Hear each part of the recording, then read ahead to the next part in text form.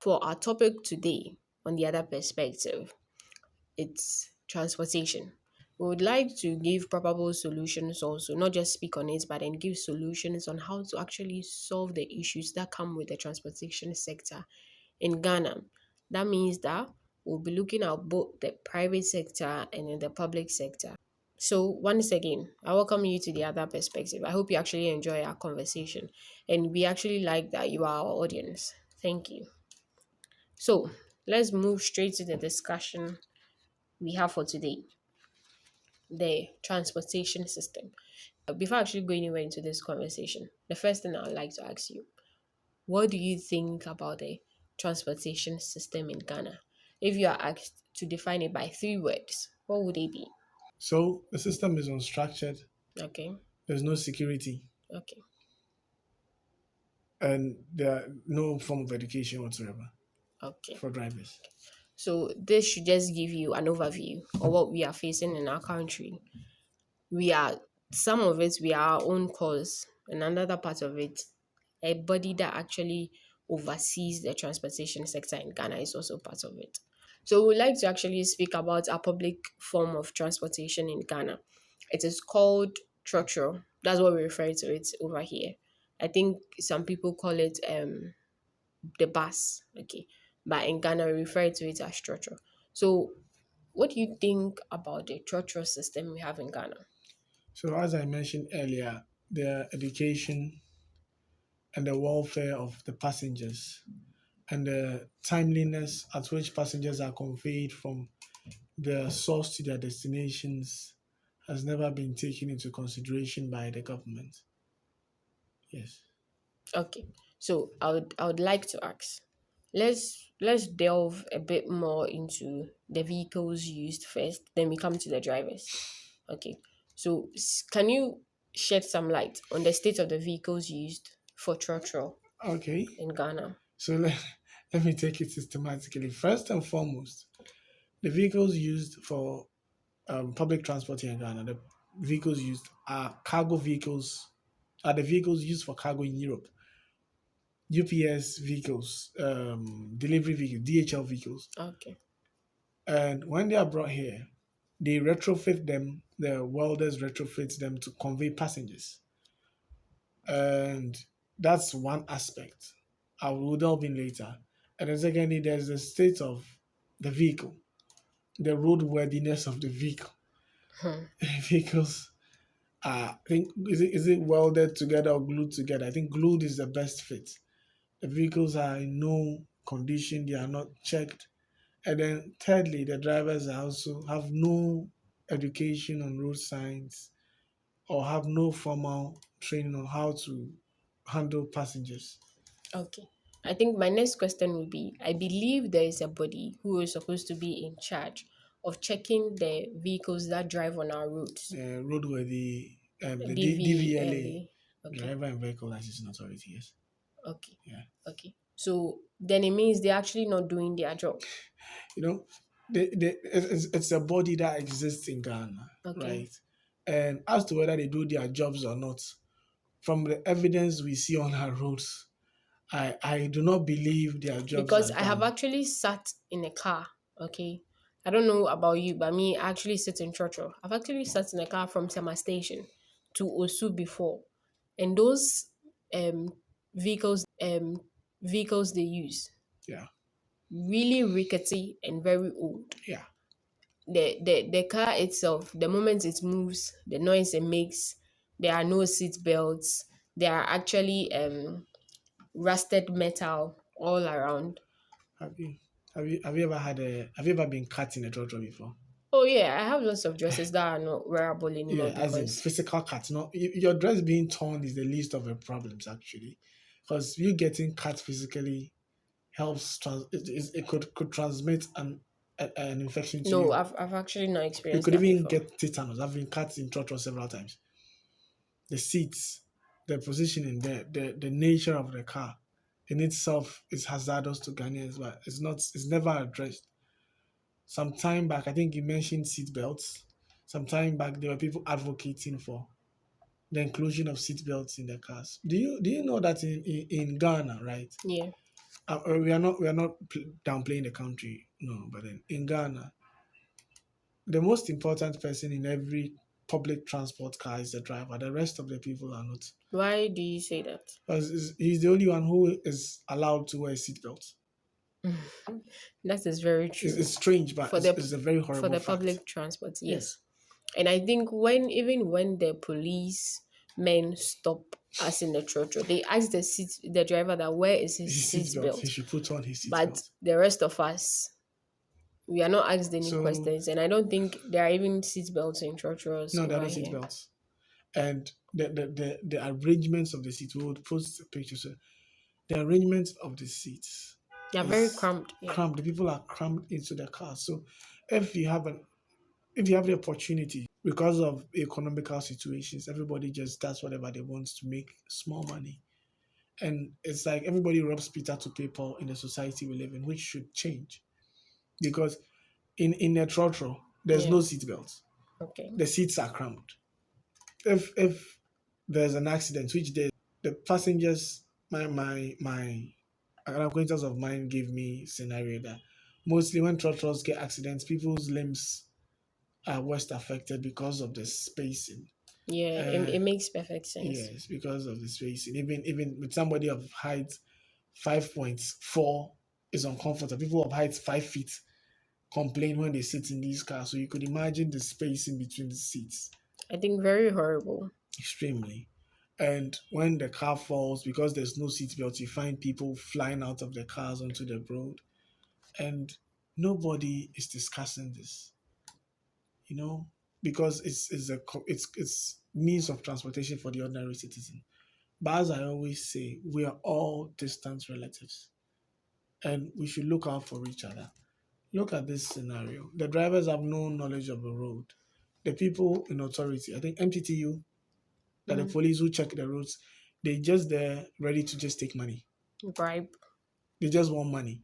They bribery are and not looking out for corruption. criminals or suspicious activities. They are looking for young people to harass them. They are not looking out for drivers or of public transports as to whether they are eligible to drive, as to whether they are certified to drive or handle such vehicles. There's nothing like that. As to the roadworthy nature of the car, have their tires been changed? How often should public transports have their roadworthiness checked? Not yearly, I guess. I think it should be done on a monthly basis. Like every 6 months, trotros should go for roadworthy check. The tires, their brakes, their lights. Police could stand by the roadside, right? A truck could be coming without lights. No, they don't care. They just want to extort money from them, ignoring the fact that the commuters are family, the commuters are our relatives, the commuters are our siblings. Okay, so if we could put these basic things in check, it will go a long way to ensure the longevity of the lives of our people. That's actually a good point. The DVLE can actually check what kind of vehicles is being driven on our By streets, on our whom? roads. Exactly. Okay. So the next question I would like to ask you is, do you think that whether public transport or private transport, do you think that the drivers on our roads are actually license qualified? Do they have licenses, and are their licenses given to them the correct way? That's a good question. So I think not everyone. And secondly, there's a lot of selfishness even when it comes to driving on our roads because the people who have been to driving school and they have no empathy on their roads. I think I might be using the word in the wrong context, but then when he's supposed to allow a pedestrian to even cross the road, he feels his right of way, the basic thing we're taught. So with the licenses, yes, not everyone is licensed. Some of them pay for it. I think when I was renewing my license some years back, there was a man who came and said he didn't want his eye checked because he doesn't he can't see well. Okay. So he would rather pay. I don't know how that issue ended up, but then that was what I realized when I was at the licensing office. That actually means we can have lots of such instances or Yes. such drivers on our Yes. roads. People who stay at home and they buy licenses at home. That's severe. That's serious. People of high societal standings. So as to whether the person is qualified for Uh, that license it or not, doesn't matter. that is not checked. No, they don't care. Okay. And I think that would actually cause a problem on our roads Yes. because if somebody, for example, cannot see, like the person you're talking about, Yeah. or he's legally Poor vision. blind, Yeah. and we have such a person driving on the road, Without the glasses. probability of the person causing accidents, it's actually high. And such a person, on the license, they indicate whether he's supposed to drive with the glasses or not. Yes. So the police, when they check, some of them are very good. They will ask you, where are your spectacles? Because you're supposed to, and they insist and they detain you for a while. The police, not all of them are bad, but then I think we make it difficult for them to work also. So I can't take all credit away from them or the DVLA people because someone could come, this person sent me, I want a license. And so, it's our system is rigged like that, but we need to change the narrative. Okay. I'd like to ask another question. I Okay. like to still on the drivers. Okay. Do you think I know that for the private drivers, those who own their own vehicles, Yeah. they have to go to a training school in order to actually be trained for driving. Yeah, yeah, Okay. driving school, But yeah. then I don't know about the commercial. That The is back to trotros. our trotro drivers. Do you think they're actually trained No, no, no, like the no. way the private drivers are No. trained? For the trotro in Ghana, we call something mates. Okay. They are the ones who take money from the passengers. Okay. And conductor, that's what the Nigerians call them. They drive on weekends, so they learn to drive on the job. They have no driving training whatsoever. They have no clue what any driving sign means. They just learn to drive out of Trials and errors. trials and errors. So with time, they just get a hang of it, and then they also start driving, and they get enough money Then to it actually means we are in purchase a danger. license. Yes, but fundamentally, we don't care for each other as people. Everybody thinks he's isolated. So let's look at this scenario, right? But what we are discussing, somebody will say, "Oh, me, I don't sit in trotro, I don't care." So let's imagine what we are discussing as to the number of times cars that the roadworthiness of trotros should be checked, and it's implemented, and there's this trotro driving that has not gone to be checked, and his tire bursts, and you are in his way. He'll crash into you. As to whether you care about the policy we are talking about or not, it will affect you. If it doesn't affect you, it could affect a friend, a relative closest to you. As an African, don't think that um um this person's problem is not mine, so I do not care. You have to care, you have to be concerned because you don't know when your car will break down, you don't know when your son's car will break down, that you say, I'm joining a trotro, and then tragedy could befall him or her. So when issues that affect people are being discussed, don't shun away from them saying that me, I don't pick trotro or nothing. No. You could be driving and a trotro could hit your car, and it's going to be your concern. So when we are talking about collective health and we're talking about helping people collectively, please do well to lend an ear. Okay, then that actually goes to say that the drivers, majority of Yeah, the drivers on our road do not know of the road signs. Like they don't have any road education. it's valid because if you've not been to the driving school, you won't have any knowledge on the road sign. And talking about road signs, these crap dealers also they cut the road signs and sell the beams, the metal beams for scraps. Why? Why should we? Right. So without the road, the driving schools to teach us how to maneuver on the road, trotro drivers just drive anyhow. For instance, on motorways, the left side is the fast lane, and then the right side is the slow lane.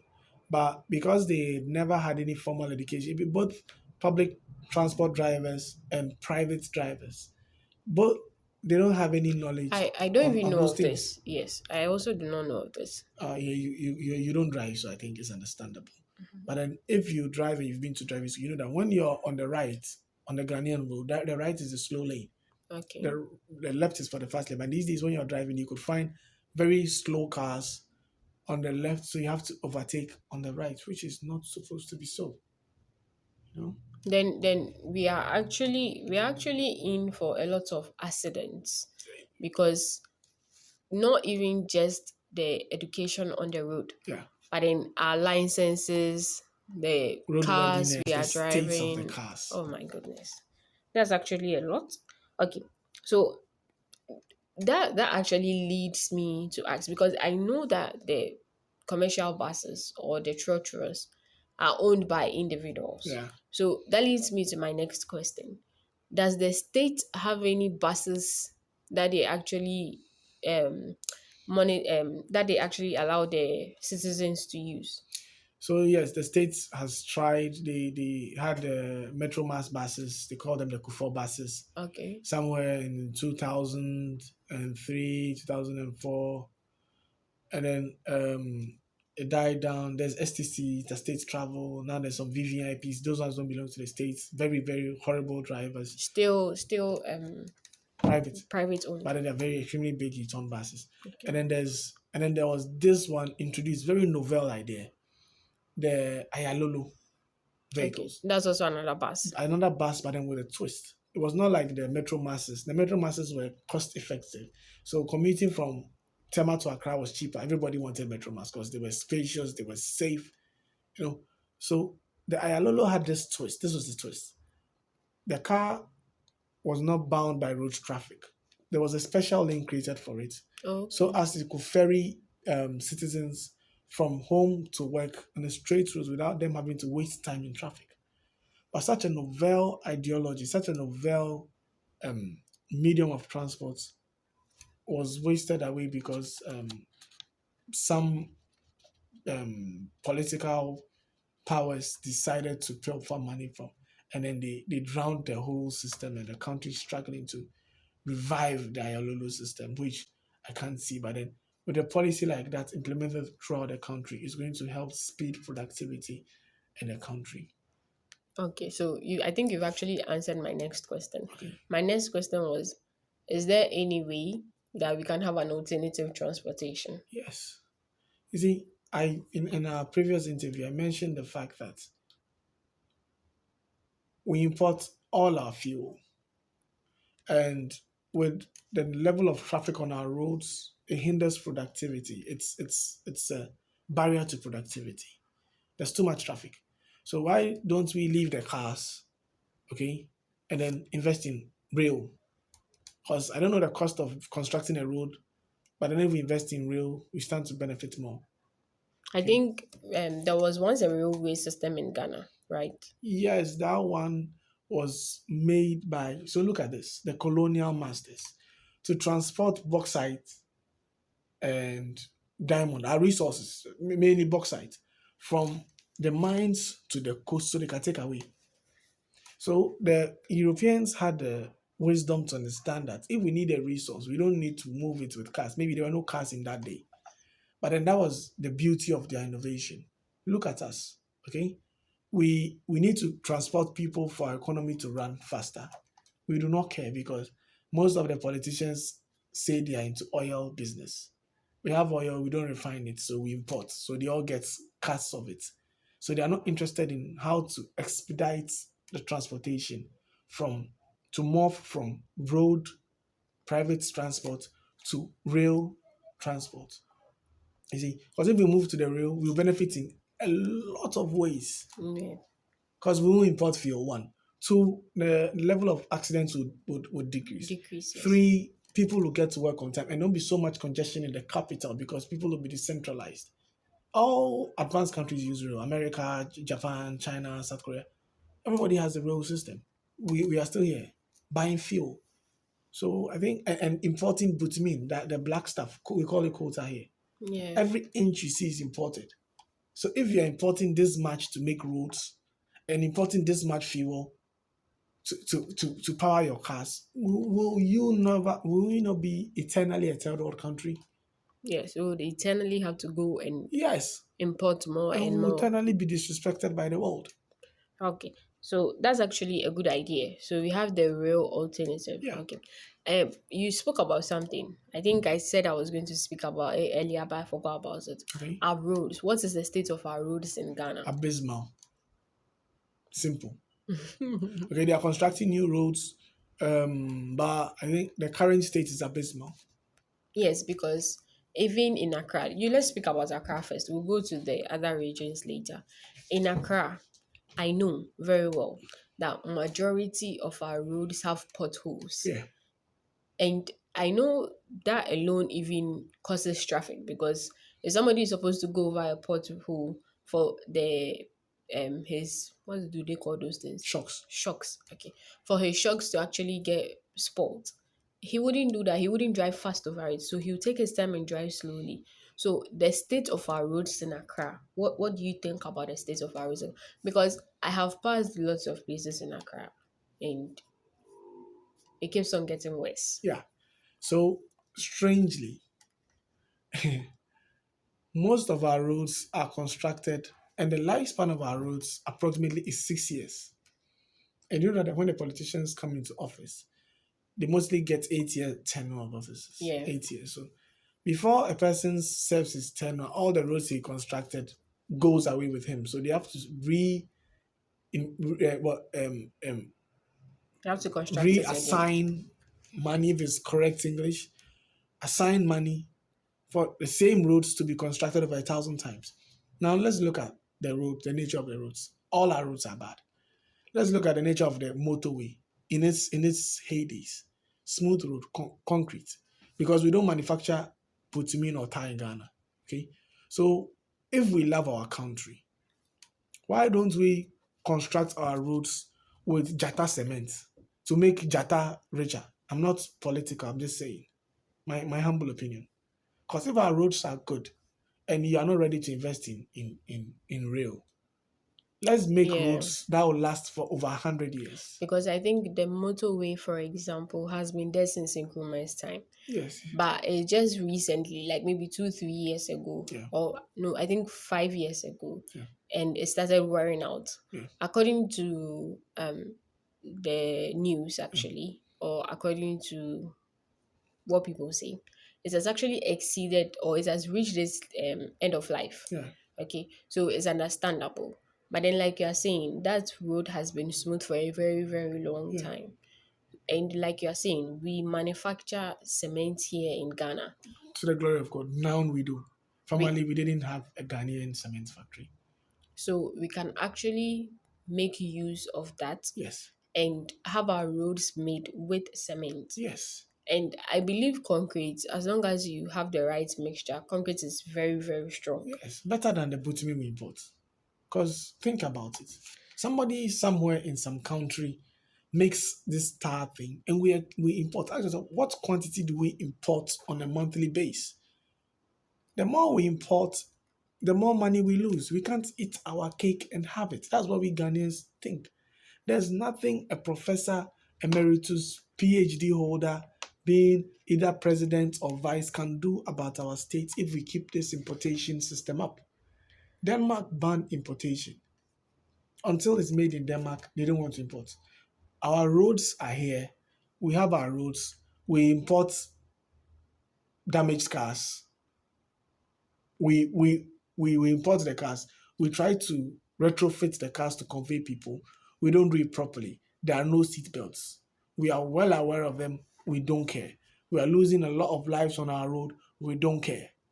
Okay? The things that we're supposed to address, we don't want to address. We want to turn on television, pretend everything is fine, close our eyes, and then pray. You can't pray when you're doing the wrong thing. You can't leap off a building and pray that God will save you. He will not save you. You deliberately leapt off the building. You can't have so much water and pray to God that you're thirsty. He's not going to feed you. You are not a serious person. We are not serious as a people. Our roads, the state of our roads, the state of our country is 90% of the problem stems from us. Because we do not drive the right initiative. We do not encourage the right initiative. We do not spread the right initiative. The lives of our people, our friends, our family is always at risk. When you sit in a trotro, the driver is not competent. The state of the car is problematic. The road the car is traversing is problematic. Okay? So we need to sit down and rethink things as a people. We need to reanalyze the way we live. Let's start with the way we commute. I think I would end with this. We need seatbelts in our trotros. Okay. That was a very good contribution. I've actually enjoyed discussion. I actually wish we could continue with it, but then we would actually leave the chance for our viewers and our subscribers to actually put in the comment section things we may have forgotten or we may not have spoken about that you actually want us to add. We'll have a second session on this transportation issue. So, a solution that we have raised so far is that DVLA should do something about the roadworthiness of vehicles on the road. They should check it. I know the GRA, that's the Revenue Authority, are actually doing something about their VAT. So that same way, the DVLA can also do something about it. They should check the roadworthiness of cars. It's causing lots of accidents on the road. Maintenance, poor maintenance of our vehicles. We are pleading to DVLA. The next thing we would actually want to plead on is that the government should actually look at making our roads with concrete, Simple. with a cement. That way, it's not always about the person who is getting the contract to construct the road. It's the lives of the people. Yeah.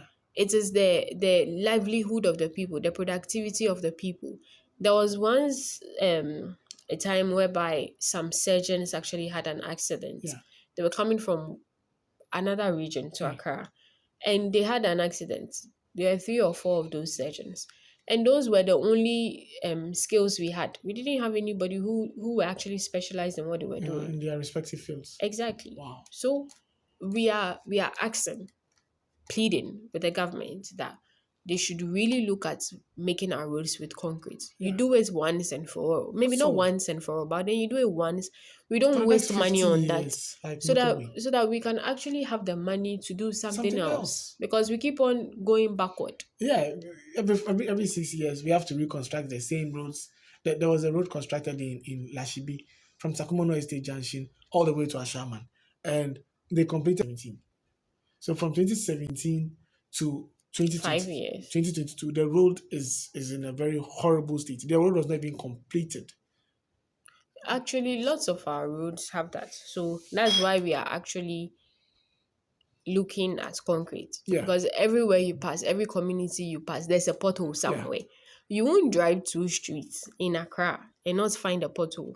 Unless maybe on the highway Cantonments. from The rich areas, they don't have potholes. yeah, so you get a gist of what we are talking about. Okay. The next thing we would say is the creation of railways. Yeah. Somebody should do something about it. The government do something about it. Really look at our railways and the seat belts. The MTTU, the I think GPRTU, the Standards Authority, you DVLA, mentioned, GSA, Standards Authority, should check the they space. should all check Yeah. our seat belts. They should make sure that there are seat belts in for every passenger. At the same time, they should also check the seat spacing, like he said. Yeah. Because Standards Authority should do that. yes, so they should also check that everybody is actually involved in making Ghana a better place. I'm telling you. We are involved in making our transportation system top notch, Splendid. not one that messes up the lives and skills that a country has. So this is a humble plea. Everybody should get involved. If you're a DVLA person, suggest this to your authorities or to your heads. If you are in standards authority, suggest the spacing issue. If you are anywhere in the parliament house, kindly raise the issue of the railway again. Because Ghanaians make up Ghana. Yes. It is not the governments that make up Ghana, it is Ghanaians. And just a fraction of the whole population. We can do something about it. This has been a very lovely conversation. We actually really enjoy this conversation. We enjoy that you also stayed